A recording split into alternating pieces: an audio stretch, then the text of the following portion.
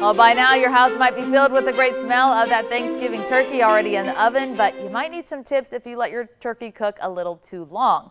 Wanya Reese talked with Chef Scottie to get some tips to save that Thanksgiving bird.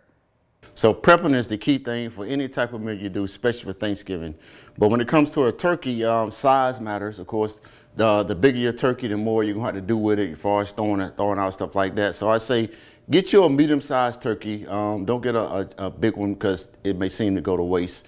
If it dries out, best thing to do, you can always put them in smaller portions, cut the breasts off the legs, okay? If not, you can take it and put it in a pan, cover aluminum foil, put a little chicken stock in there or vegetable stock, something to create a steam, all right, to bring that moisture back into the turkey.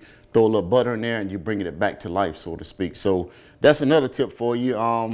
Always, people like to fry turkeys. The best way to eat the turkey is fried because it keeps the juices inside of it once you're injected with all the great seasoning herbs. So my number one way to eat a turkey is to have it fried. But those who want to like roast them and bake it your traditional way, just try to create a steam, keep a steam on it there to keep that moisture inside of it as well. So those kind of some quick tips to save your turkeys.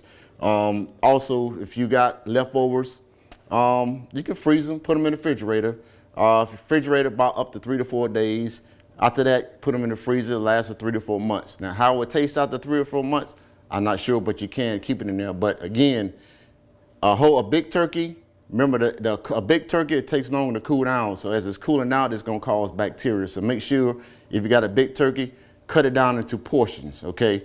That way it'll cool down quicker. You can throw it in the refrigerator, put it in the freezer, and you have it leftovers, make a good turkey sandwich and whatever you need for good Sunday football, whatever, you got it there in the freezer and refrigerator. So those are some of the quick tips I have you for keeping your turkey alive, so to speak, keeping it fresh and keeping it juicy. Yeah.